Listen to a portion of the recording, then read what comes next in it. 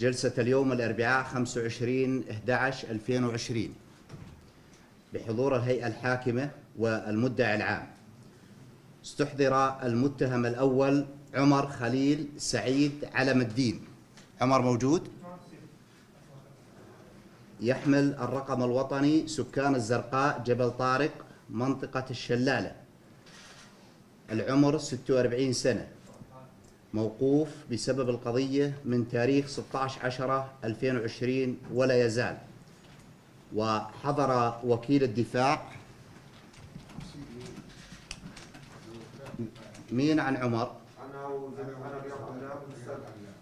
وحضر وكيل الدفاع. أعطيني وكالة الأستاذ أستاذ حافظ أمين.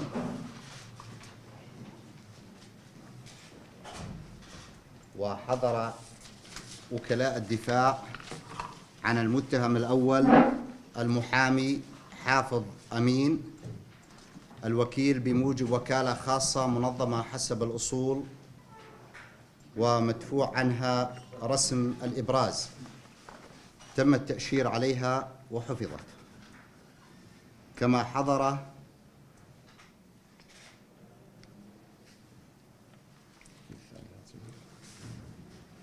أستاذ عن مين أنت؟ رياض علام من الأول للخامس مع الأستاذ حافظ. مع بعض. وكالتي موجودة من الأول.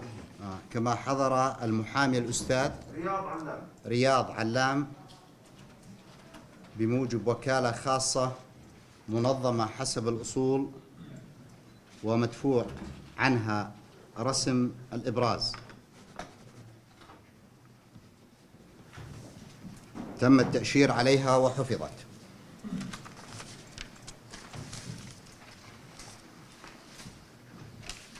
استحضر المتهم الثاني إبراهيم خليل سعيد علم الدين. موجود؟ يحمل الرقم الوطني سكان الزرقاء. العمر 55 سنة. موقوف بسبب القضية من تاريخ 16/10 ولا يزال. وحضر وكيل الدفاع الأستاذ حافظ أمين بموجب وكالة خاصة منظمة حسب الأصول. والأستاذ علام معنا. وكذلك حضر وكيل الدفاع المحامي رياض علام.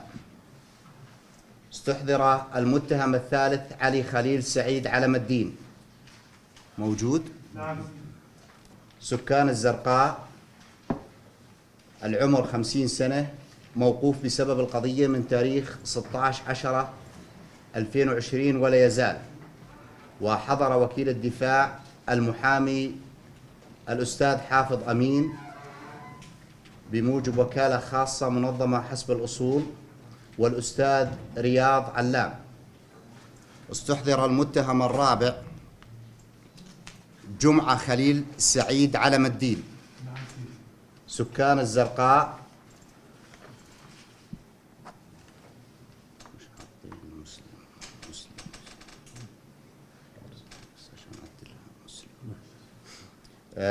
العمر 51 سنة. موقوف من 16/10/2020 ولا يزال.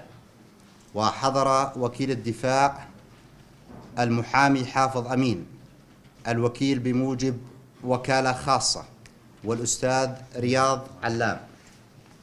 استحضر المتهم الخامس خليل محمد خليل علم الدين. سكان الزرقاء جبل طارق. العمر 21 سنة. موقوف من 16/10/2020 ولا يزال. وحضر وكلاء الدفاع المحامي حافظ أمين والأستاذ رياض علام بموجب وكالة خاصة منظمة حسب الأصول ومدفوع عنها رسم الإبراز. محمد مفيد أحمد منصور. محمد مفيد موجود؟ استحضر المتهم السادس محمد مفيد أحمد منصور، الوكيل لابل. سكان الزرقاء حي الضباط. العمر 33 سنة. موقوف من 16/10/2020 ولا يزال. وحضر وكيل الدفاع الأستاذ رامي الرواشدة، الوكيل بموجب وكالة خاصة منظمة حسب الأصول تم التأشير عليها وحفظت. وليد مفيد أحمد منصور. وليد موجود؟ استحضر المتهم لا بل أحمد مفيد استحضر المتهم أحمد مفيد أحمد منصور، سكان الزرقاء، حي الضباط، العمر 39 سنة، موقوف من 16/10/2020 ولا يزال. وحضر وكيل الدفاع المحامي فراس فتحي الرفاعي، الوكيل بموجب وكالة خاصة منظمة حسب الأصول. في واحد ثاني. استحضر المتهم الثامن وليد مفيد أحمد منصور، سكان الزرقاء، العمر 20 سنة، موقوف من 16/10 ولا يزال. وحضر وكيل الدفاع المحامي زهير أحمد المحارمة، الوكيل بموجب وكالة خاصة منظمة حسب الأصول تم التأشير عليها وحفظت. فيها واحد. زكريا أحمد حسين المرعي. زكريا موجود؟ استحضر المتهم التاسع، سكان الزرقاء، يعمل لا بل، العمر 25 سنة، موقوف من 16/10/2020 ولا يزال. وحضر وكيل الدفاع المحامي زهير أحمد المحارمة، والوكيل بموجب وكالة خاصة منظمة حسب الأصول ومدفوع عنها رسم الإبراز. عبد الله عادل ياسين حمودة موجود؟ استحضر المتهم العاشر، سكان الزرقاء، العمر 36 سنة، موقوف بسبب القضية من تاريخ 16/10/2020 ولا يزال.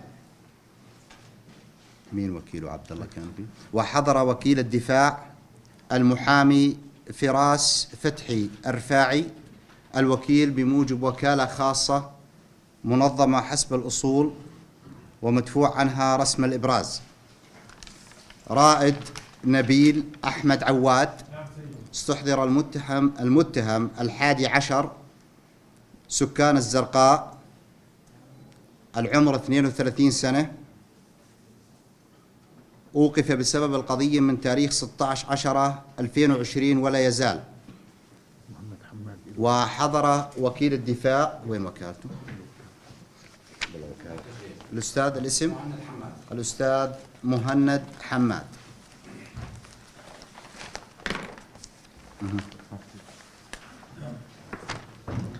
بموجب وكالة خاصة منظمة حسب الأصول تم التأشير عليها وحفظت.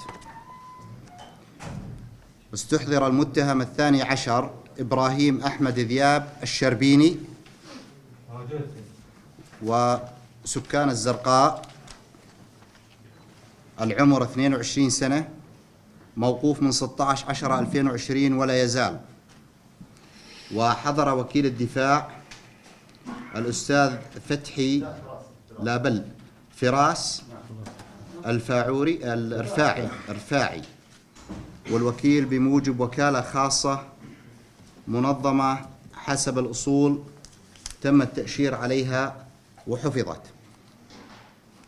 استحضر المتهم 13 عبد الله سمير عبد الله وادي موجود؟ سكان الزرقاء، العمر 40 سنة، موقوف بسبب القضية من تاريخ 16/10 ولا يزال. وحضر وكيل الدفاع المحامي زهير أحمد المحارمة، الوكيل بموجب وكالة خاصة منظمة حسب الأصول تم التأشير عليها وحفظت. وسام محمود مصطفى شو الاسم الرابع؟ الكعكاني. سكان الزرقاء، العمر 45 سنة، موقوف من 16/10/2020 ولا يزال. مين محامي وسام؟ محمد يوسف لابل. يا وسام معك محامي ولا تعين لك المحكمة محامي؟ طيب، استحضر المتهم الرابع عشر محمد يوسف سليمان الرفايعة، وسكان الزرقاء، عمره 31 سنة، موقوف من 18/10/2020 ولا يزال. هيثم محمد عيسى الربابعة، سكان الزرقاء، العمر 44 سنة، موقوف من 21/10/2020 ولا يزال. لم يحضر المتهم السابع عشر موسى مفيد أحمد منصور، والمتبلغ قرار الإمهال بجريدة الرأي العدد 18/211 تاريخ 9/11/2020.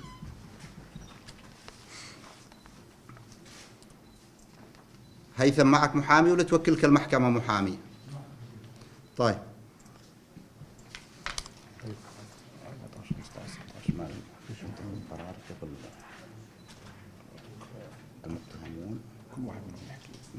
المتهم الرابع عشر قال: لا يوجد لدي المقدرة المادية لتوكيل محامي للدفاع عني في هذه القضية، وألتمس من المحكمة تعيين محامي للدفاع عني على نفقة الخزينة. وكذلك المتهم الخامس عشر والسادس عشر.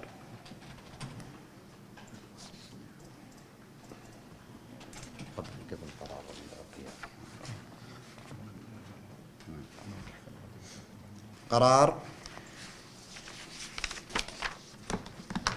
تقرر المحكمة ولكون المتهمون الرابع عشر والخامس عشر والسادس عشر لم يقوموا بتوكيل محامي للدفاع عنهم، وأبدى كل واحد منهم عدم مقدرته المادية على ذلك، وبالنظر إلى طبيعة التهم المسندة إليهم والتي تستوجب حضور محامي للدفاع عنهم في هذه القضية، لذا تقرر المحكمة وعملا بأحكام المادة 208 من قانون أصول المحاكمات الجزائية تعيين المحامي، موجود الأستاذ بشير العقيلي، المحامي بشير العقيلي للدفاع عن المتهمين وعلى نفقة الخزينة. وأفهم تحتها: حضر المحامي بشير العقيلي وأبدى استعداده للدفاع عن المتهمين وفقا لأحكام القانون.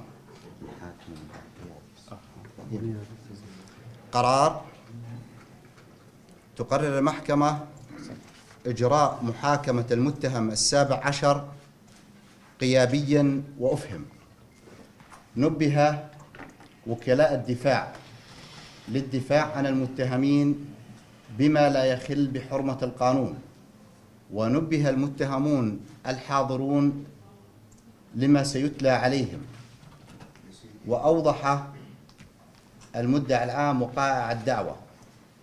إيش أستاذ حافظ؟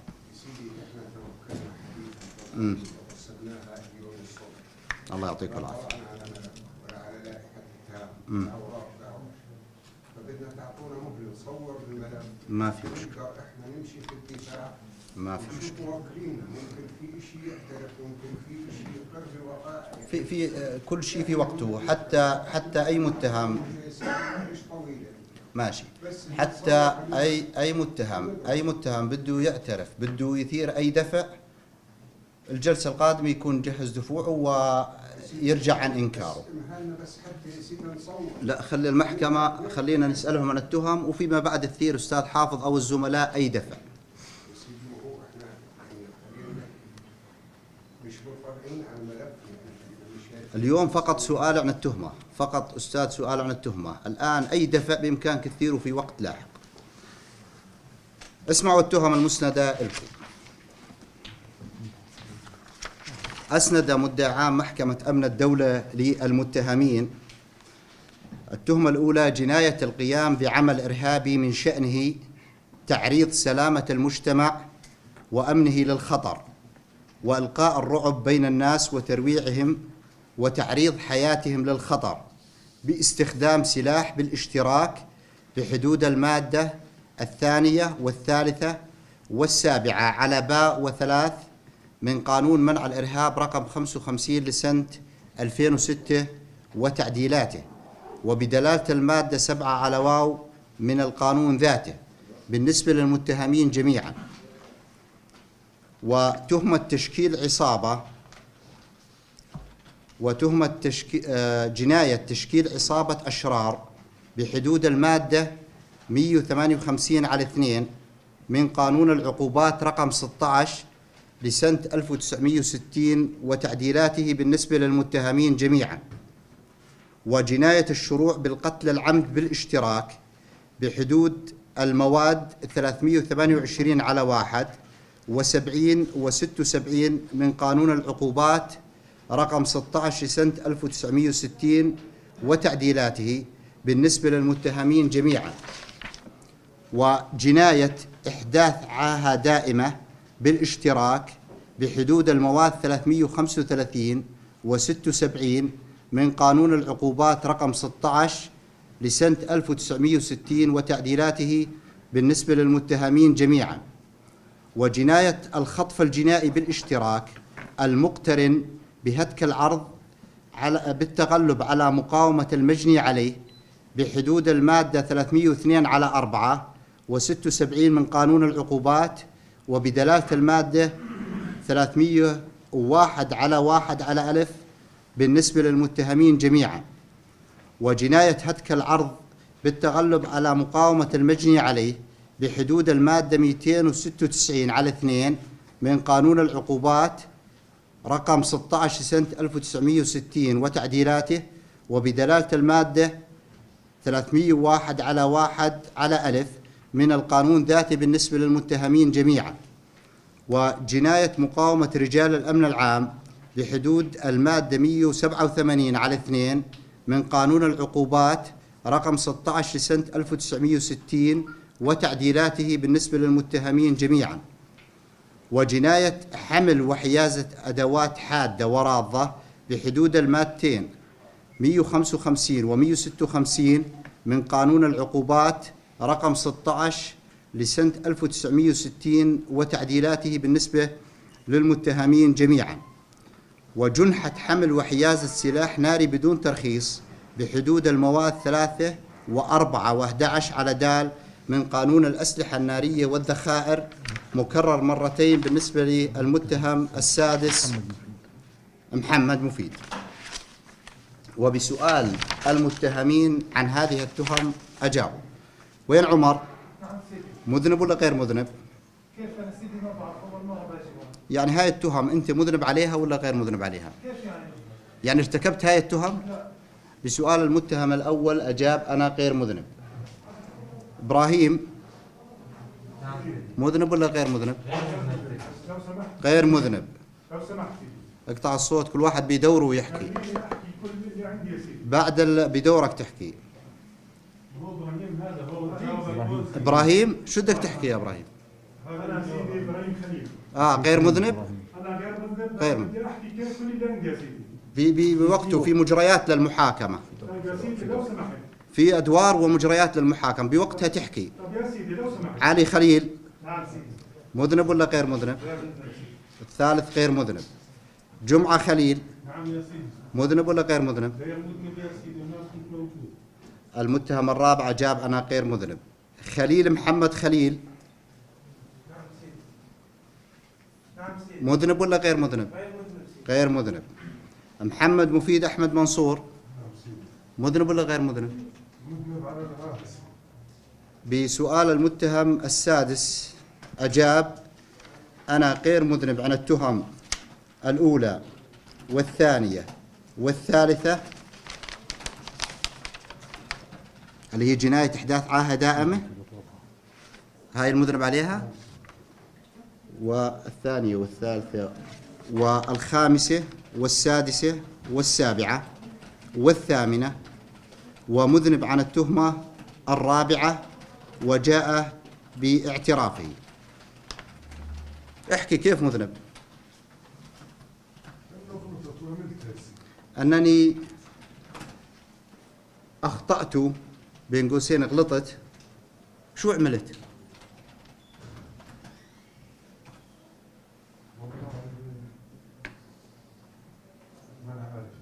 ما هو بدك تعترف بأركان وعناصر التهمة إذا كنت مذنب.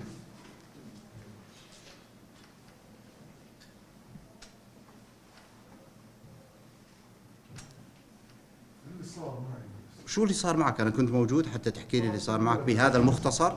ضربت الولد عيدين. وأقدمت بضرب المجني عليه على يديه. شو السبب؟ السبب انه في قضية قتل قبل شهر. بوجود قضية قتل سابقة لأحداث هذه القضية قبل شهر، قبل شهر شهرين. قبل شهر أو شهرين. شو ضربته؟ ضربته ببلطس. وأقدمت على ذلك بواسطة أداة حادة بين قوسين بلطة. وأدى هذا الحكي إلى بتر اليد اليمنى واليسرى للمجني عليه، وأدى ذلك إلى قطع كلتا يدي المجني عليه. من أي منطقة انقطعت إيده؟ هو عم ظهر في البلطس. ماشي.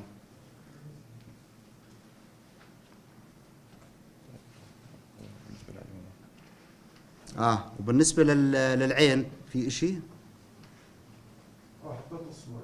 وكذلك قمت بوضع إصبعي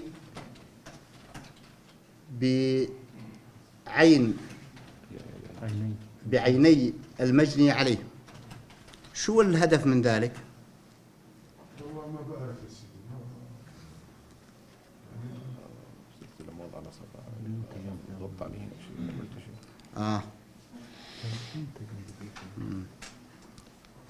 ومذنب ونادم عن هاي التهمة، وأنني مذنب ونادم عن هذه التهمة.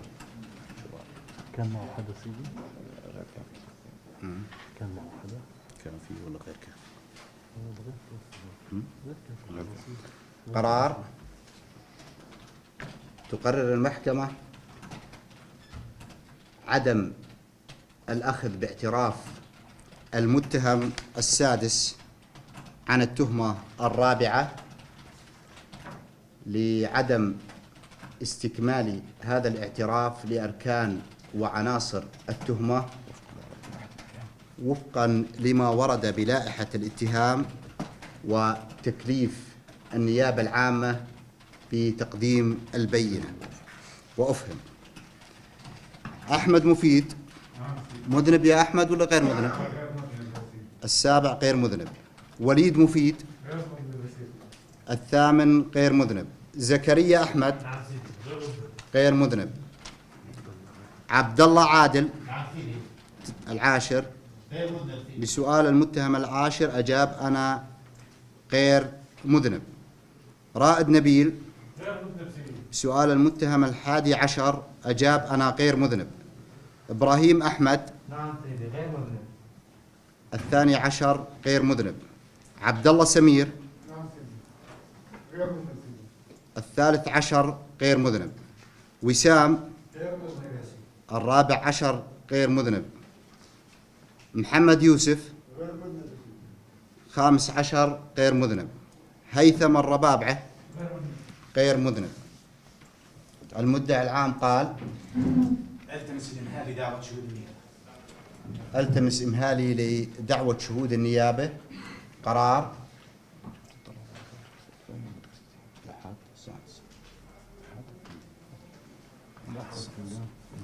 قرار تقرر المحكمة إجابة طلب المدعي العام ودعوى شهود النيابة، وانتظارا لذلك تأجيل النظر بالقضية إلى يوم الأحد الموافق